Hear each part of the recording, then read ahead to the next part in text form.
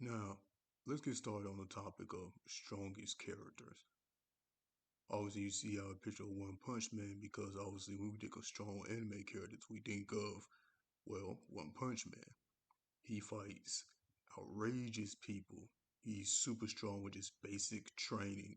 I mean, we know now that, hey, his training wasn't so basic as many people believe that it was, but at the end of the day, is he really the strongest character in the anime verse? I mean, again, look, his enemies and opponents that he fights are awesome, but the lineup of strong characters is ridiculous. And in his universe, it's real, but everybody else's, not so much. Now, as we pull up Screen Rant, the funny thing is that my family going to jump down all the way to the bottom. So if I scroll down to the bottom, bypassing characters that in some similar senses can, in my opinion, body Saitama, but hey, that's just me. But Screen Rant has him as the number one strongest character in anime. Now, the only thing that would make him the strongest character in anime, honestly, would be if the creators and writers just constantly, every season, just upped his power. But let's face it, at the end of the day, he is not a universe destroyer. He might be a planet killer, but he's not destroying solar systems. He's not killing, multiverses. He's not killing galaxies. And then people also tend to forget too if we're just basing it off of anime skills, just anime. Because if we went into the manga, then yes, he'll be bodied, 100% by some of these characters like Sailor Moon, who I'm not gonna lie, I used to watch as a kid, but I had no idea that Sailor Moon body's so tough. Especially when you read the manga, body's so tough. Now, some of these like King Kaneki, yeah, I mean, obviously, um, Bleach, I can see that. Ichigo. I mean, of course, if you got people from their own universe, obviously, you know, Saitama's gonna body them. Naruto, yes. Alcard. It's gonna be a long fight, but let's face it. The funny thing is about Alcard is that technically you have to fight him in a area that's not populated with people or with any living matter for that matter, because at the end of the day, he can get down all the way down to his last soul, and if there's a person nearby, he'll just suck the blood from that person, take their soul, and be reborn again. So you have to probably take Alcard to space to actually beat him. You can't fight him in a populated area. That would just be ridiculous. Lucy. Now again, Lucy's funny because at the end of the day, with her vectors, let's call for what it is.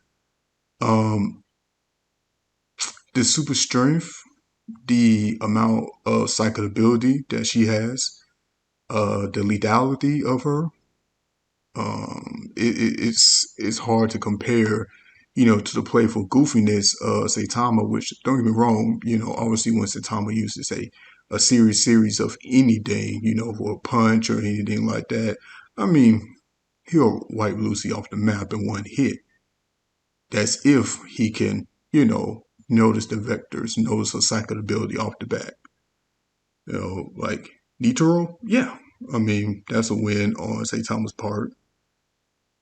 Anything from Attack on Titan, yes. Yeah, Saitama will win. Also, controversial opinion, I never really got into Attack on Titan. I do enjoy watching it as an anime series. It's not in my top 10. I understand why people do enjoy it, but it's never been something that, I constantly be like, oh yeah, Attack on Titan was great. And I think the problem with me, which is a problem with me, I accept my problems and my mistakes. I don't do a lot of the hype train. So Attack on Titan to me, just I think more people killed it for me than the show killed it for itself. Now, if we scroll down, the Avatar, yes, I mean I love Aang, but yeah, he's getting bodied. Now, Mob, again, we're talking about people that have potential to harm planets, harm, galaxies if their powers run amok.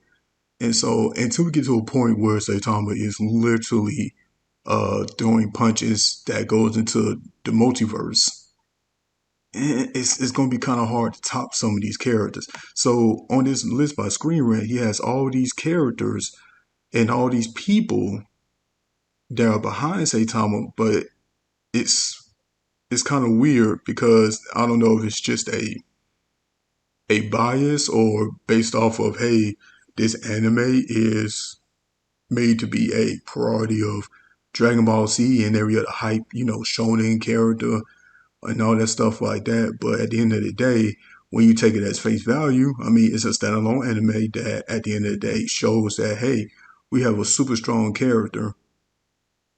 But I think what got me is the hype behind the people who use Saitama as just this is the bar. Because let's face it, back in the day, Goku was the bar. Like Goku was the setting stone for, okay, can he beat Goku? Can she beat Goku? Can he or she beat Vegeta? Can he and she beat, Teen Gohan? Ultimate Form Gohan. Like, that's the stepping stone.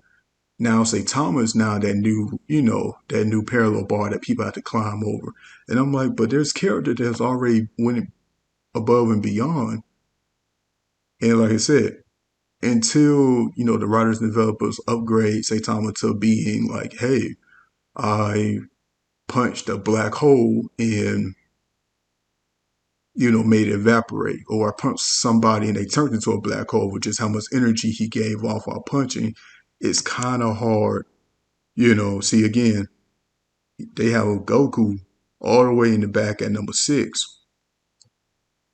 And so we can go into a whole in depth on why Goku and Saitama will be a great fight, but let's call it for what it is.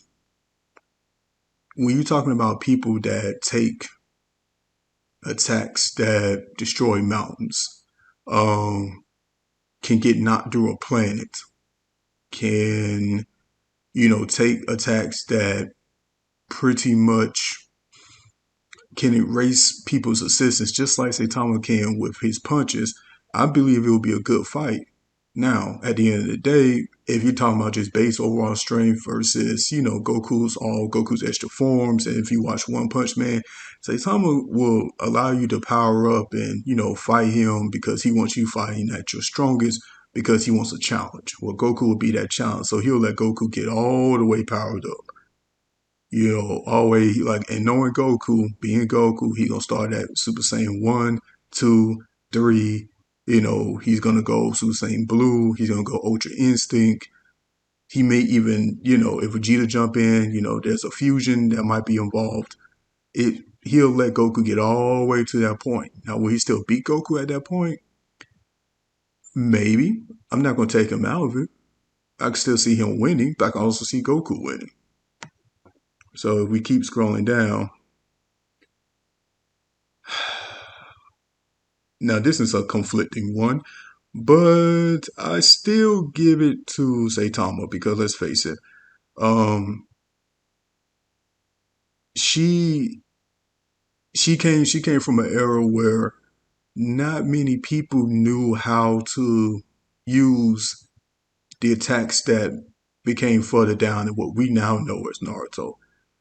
So as a true chakra monster, that's just what she uses, chakra. And she uses it in ways that were not as super creative as, say, Madara, Naruto, Kakashi, and stuff like that.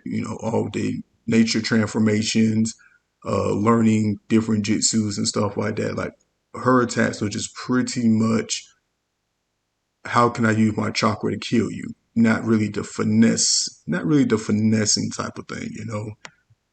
So again. Shima from Akira.